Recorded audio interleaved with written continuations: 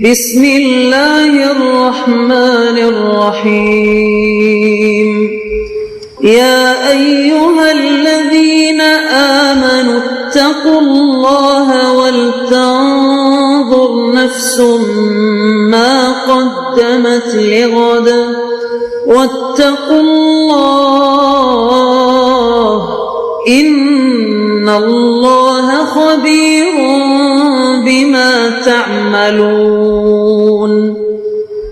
اے ایمان والو، اللہ سے ڈرتے رہو اور ہر شخص کو دیکھنا چاہیے کہ اس نے کل یعنی آخرت کے لیے کیا سامان بھیجا ہے، اور ہم پھر کہتے ہیں کہ اللہ سے ڈرتے رہو، بے شک اللہ تمہارے سب اعمال سے خبردار ہے۔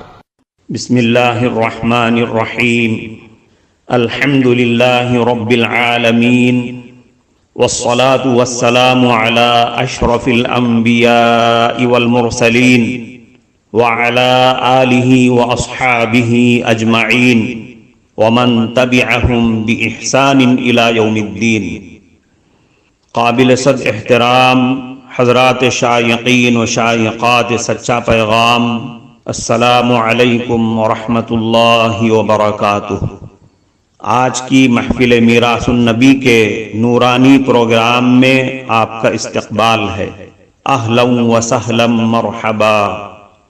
ہم آپ تمام حضرات و مستورات کا خیر مقدم کرتے ہیں۔ محترم حضرات و خواتین، تعلیم کا آغاز ہو رہا ہے۔ سب سے پہلے آداب تعلیم کا لحاظ کرتے ہوئے تعلیم کی طرف متوجہ ہو جائیں۔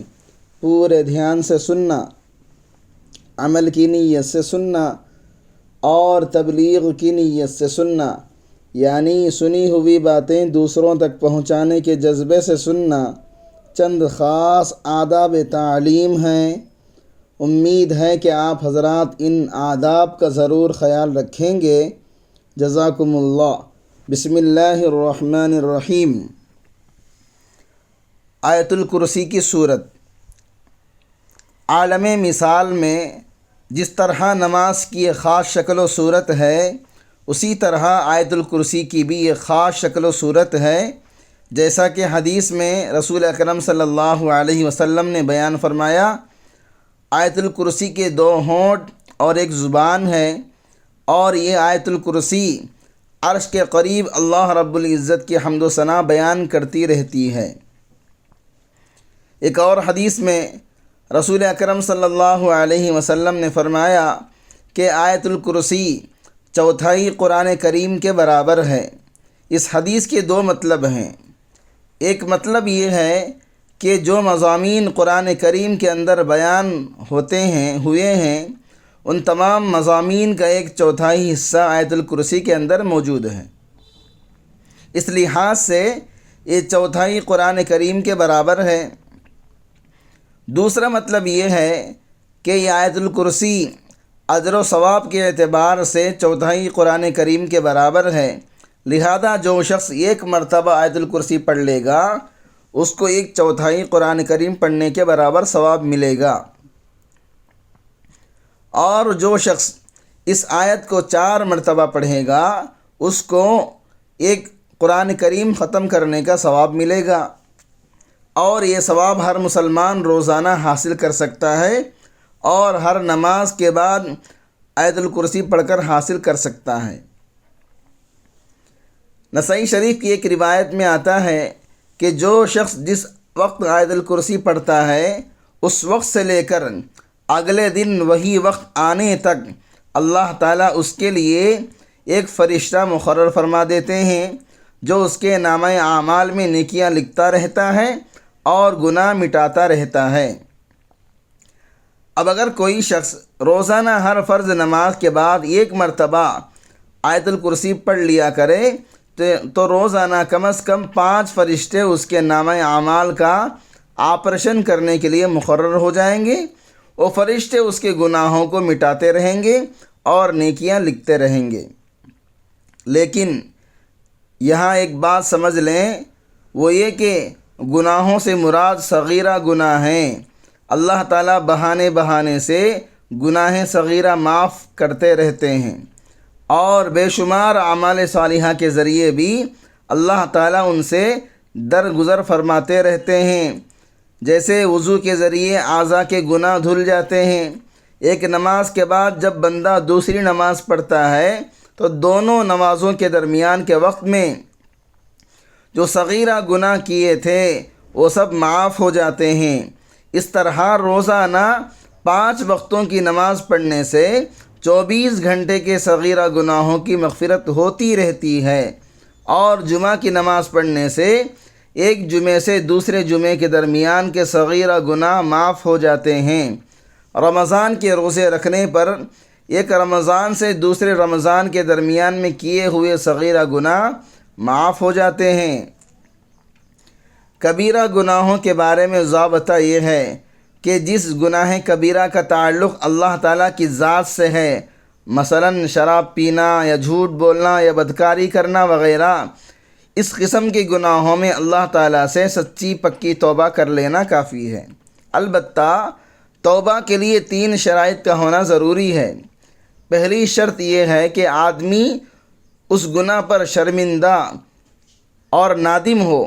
دوسری شرط یہ ہے کہ اس گناہ کو فوراً چھوڑ دے، اور تیسری شرط یہ ہے کہ آئندہ گناہ کے نہ کرنے کا پختہ عزم کرے، پختہ ارادہ کرے، اور پھر توبہ استغفار کرے تو وہ سب گناہ معاف ہو جاتے ہیں۔ اور اگر وہ گناہ ایسا ہے کہ اس میں اللہ تعالیٰ کی نافرمانی کے ساتھ ساتھ کسی بندے کی حق تلفی یا اس کے ساتھ زیادتی ہوئی ہے، مثلا کسی کو ناحق مار دیا یا کسی کو طعنہ دیا یا کسی کا دل دکھایا یا کسی پر بہتان لگایا یا کسی کو مالی نقصان پہنچایا یا کسی کی اجازت کے بغیر اس کا مال کھا لیا یا کسی کی امانت میں خیانت کر لی، یہ سب ایسے کام ہیں کہ ان میں اللہ تعالیٰ کی نافرمانی بھی ہے، کیونکہ اللہ تعالیٰ نے ان باتوں کو حرام قرار دیا ہے، اور بندوں کے ساتھ بھی زیادتی پائی گئی ہے۔ ایسے گناہوں سے توبہ کے مکمل ہونے کے لیے پہلی 3 شرطوں کے ساتھ ایک چوتھی شرط یہ بھی ہے کہ جن بندوں کا حق پامال کیا تھا یا تو ان کا حق ادا کر دے یا ان سے معاف کرا لے، اس کے بعد توبہ مکمل ہو جائے گی۔ بہرحال کبیرہ گناہ توبہ کے بغیر معاف نہیں ہوتے، اور صغیرہ گناہ اللہ تعالیٰ اپنے فضل و کرم سے نیک اعمال کے ذریعے سے بھی معاف کر دیتے ہیں۔ لہذا آیت الکرسی کی یہ جو فضیلت آئی ہے کہ اس کے پڑھنے پر اللہ تعالیٰ ایک فرشتہ مقرر فرما دیتے ہیں جو اس کے گناہوں کو اس کے نامہ اعمال سے مٹاتا رہتا ہے، اس سے مراد صغیرہ گناہ ہیں، کبیرہ گناہ مراد نہیں ہیں۔ اس لیے ہمیں ہر فرض نماز کے بعد 1 مرتبہ آیت الکرسی پڑھنے کا معمول بنا لینا چاہیے، تاکہ روزانہ 5 فرشتے ہمارے نامہ اعمال میں نیکیاں لکھنے اور گناہ صغیرہ مٹانے پر مقرر ہو جائیں۔ محترم ناظرین کرام، اس دینی اور ایمانی بیان کو سننے کے دوران ہی اس کو لائک کر دیجئے اور شیئر بھی کر دیجئے تاکہ دوسرے بھی اس سے فائدہ اٹھا سکیں۔ اللہ آپ کو جزائے خیر عطا فرمائے۔ حضرت علی رضی اللہ عنہ سے مروی ہے کہ میں نے ممبر پر حضور صلی اللہ علیہ وسلم کو یہ فرماتے ہوئے سنا کہ جو شخص ہر فرض نماز کے بعد آیت الکرسی پڑھتا ہے اس کے اور جنت کے درمیان صرف موت حائل ہوتی ہے، یعنی آیت الکرسی پڑھنے کی وجہ سے وہ شخص جنتی ہو گیا، بس صرف مرنا باقی ہے، اگر ابھی مر گیا تو ابھی جنت میں چلا جائے گا۔ اس فضیلت کا مطلب یہ ہے کہ آیت الکرسی پڑھنے کی بذات خود یہ فضیلت ہے کہ اگر اس شخص کے جنت میں جانے کے لیے کوئی اور چیز رکاوٹ نہ ہو تو تنہا اس کا یہ عمل بھی اس کو سیدھا جنت میں لے جانے والا ہے، لیکن اگر جنت میں جانے کے لیے دوسری رکاوٹیں واقع ہو گئیں، مثلا اس کی گردن پر کبیرہ گناہوں کا بوجھ ہو یا حقوق العباد میں اس نے کوتاہیاں کی ہوں، تو ایک گناہ کبیرہ اور دوسروں کے حقوق پامال کرنا اس کے جنت میں جانے سے رکاوٹ بن جائیں گے۔ لیکن اگر اس کے ذمے بندوں کے حقوق بھی نہیں ہیں اور کبیرہ گناہوں سے بھی اس نے سچی پکی توبہ کر لی ہے تو پھر اس نے یہ عمل کیا تو انشاءاللہ یعنی آیت الکرسی پڑھا تو انشاءاللہ وہ سیدھا جنت میں چلا جائے گا۔ دوسری بات اس حدیث میں یہ ہے کہ آیت الکرسی پڑھنے کا دائمی معمول نہیں بناتا ہے مگر وہ شخص جو صدیق ہو یا عابد ہو، یعنی آیت الکرسی پڑھنے کا معمول وہی آدمی بناتا ہے جو صدیق اور عابد ہو، یعنی ہر شخص اس کا معمول نہیں بناتا بلکہ عام طور پر اس کے پڑھنے کی توفیق ان لوگوں کو ہوتی ہے جو عبادت گزار ہوتے ہیں اور اطاعت شعار اور فرما بردار ہوتے ہیں، آخرت کی فکر رکھنے والے ہوتے ہیں، ان کو اللہ تعالیٰ یہ توفیق عطا فرما دیتے ہیں۔ اس میں ایک بڑی بشارت کی طرف اشارہ ہے کہ جس شخص کو ہر نماز کے بعد آیت الکرسی پڑھنے کی توفیق ہو جائے تو یہ اس بات کی علامت ہے کہ اللہ تعالیٰ نے اس کے ساتھ خیر کا ارادہ فرما لیا ہے اور وہ اللہ تعالیٰ کے فضل و کرم سے عابد ہوگا یا انشاءاللہ صدیق کے مرتبے تک پہنچ جائے گا۔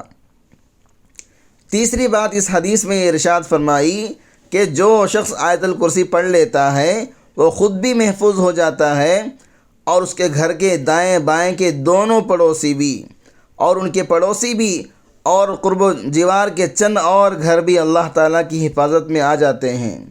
ذرا غور کریں، اگر سارے مسلمان اس آیت کے پڑھنے کا معمول بنا لیں تو سارا شہر محفوظ ہو جائے بلکہ پورا ملک شیطانوں کے شر سے محفوظ ہو سکتا ہے۔ کفارہ مجلس کی دعا پڑھ لیجئے۔ سبحانک اللہم و بحمدک اشہد ان لا الہ الا انت استغفرک و اتوب الیک۔